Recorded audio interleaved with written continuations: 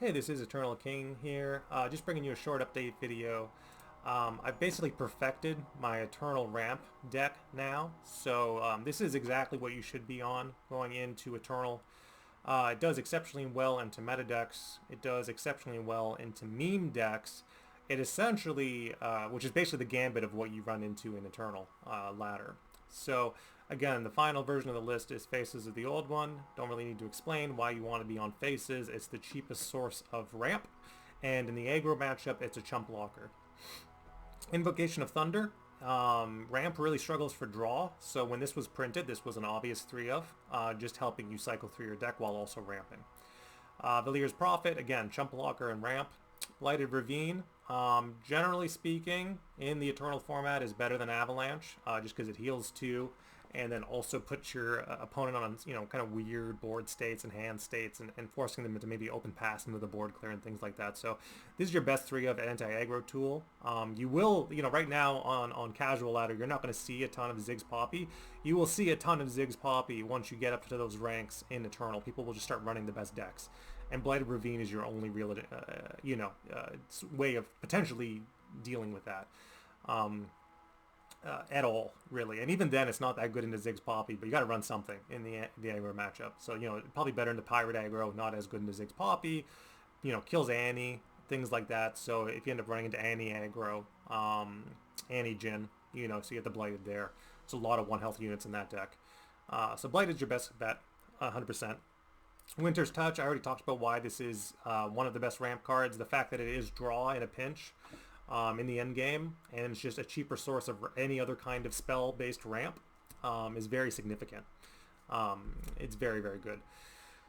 Harsh Winds has a 3 of. Again, you need the stall. This deck will just die without 3 of Harsh Winds, so don't even try to play a ramp shell without Harsh Winds.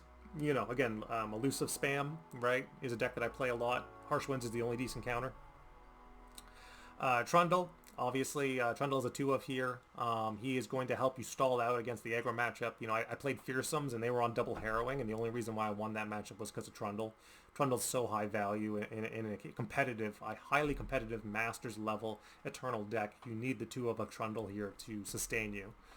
Wild Mysticism has a 3 of. Again, it's the other best ramp card, spell-based ramp card, where you're getting the chump blocker and the ramp. Enraged Fire Spitter is a 3 of. Such an auto-include when you're running the 1 of Elder Dragon. Even then in Standard they run this as a 3 of, but with the 1 of Elder Dragon it's a no-brainer, because you can literally make it deathless, you can make it tough, you can make it heal your Nexus for 2 in the aggro matchup. It just does everything you want. And so you ping for 2, and then you open challenge and potentially kill up to 3 things with it, and it's nuts. It That Stares is a 3 of. Again, you can't really run a ramp deck like this without It That Stares, especially when we think of things like Bird and Ice. There are just too many meme decks out there that can, like, for example, create an infinite number of chimes, or buff their units an infinite number of times, or double harrowing on you, or something like that. Like, there's so many. That's a great thing I love about Eternal. I'm not complaining. Eternal is the home of the win cons, right? It's the home of the highest energy deck builds. That's what Eternal is made for. That's why it's a good and perhaps even better format than Standard. But again, you need that Bird and Ice as a 3 up to just be like, nope. If someone just open develops into you with big stuff and just develops and develops, Bird and Ice is the only thing that's going to save you, and it's an auto 3 of. And then you need the 3 of It That Stares to clear the landmarks potentially. And even if you whiff on the It That Stares, you still have Bird and Ice. And even if you whiff on the Bird and Ice, you still have It That Stares. And it's also getting the Dragon Boom. So potentially you It That Stares, and then you give it Challenger and you free challenge. Similar to Enraged Fire Spitter, it's very high value. And then of course Volibear, doing the exact same thing. You Volibear and then you open challenge if you roll Challenger. Sometimes you roll Deathless on these units, and that's the preference. Sometimes you roll Tough. It's whatever you get, right? It's an RNG thing. 1 of She Who Wanders, again, never run any ramp deck without a 1 of She Who Wanders. It's just going to auto-win too many games for you to not have just 1. Running more than 1, pointless. 1 is so high value. I swear this 1 of will increase your win rate in a ramp shell by at least 2% automatically by itself. It's that high value. Elder Dragon, again, this is an Elder Dragon deck. You need the 1 Elder Dragon. You will never level Elder Dragon in this deck. I'm so sorry, guys.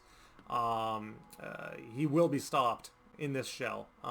It's more, what you will level is Volibear, because of the Enraged Fire Spitter, because of the It That Stares, because of the Blighted Ravines, you will level Volibear very easily, and he will give all your your big units Overwhelm. So you're trying to level the Volibear, you don't care about the Elder Dragon, and then you'll always level the Trundle, of course, unless he dies. And then, yeah, Feel the Rush, your big spell to tutor out your 10/10 bodies and your champions. So again, if you don't get Volibear in hand, you can tutor him out. That's the whole point. You'll tutor him out leveled usually. So yeah, this is a highly competitive list. I've played it into meta decks. I played it into meme decks. I feel like it is well positioned to be one of the best Elder Dragon decks in Eternal. Unless, because again, you know, you talk about the Nora Ping deck. The Nora Ping deck wants to be on Swain in Eternal almost 100% of the time. At least I think so. Maybe it doesn't. Maybe maybe it'll just be the exact same list as they run in Standard. I don't think so. I think it wants to be on the Swain usually, because again, you need win cons in Eternal. It's very, very important. It's a very different format. So, you know, Swain boat, that sort of thing. You need something to win with in Eternal. So yeah, this is perfect. I love everything about it. I will play this in 2 months, and I bet you I will climb to Diamond in about a day, just off of the back of this list. Yeah, so again, good times. So I've got now my elusive list, which is, you know, again, one of the best decks in the format.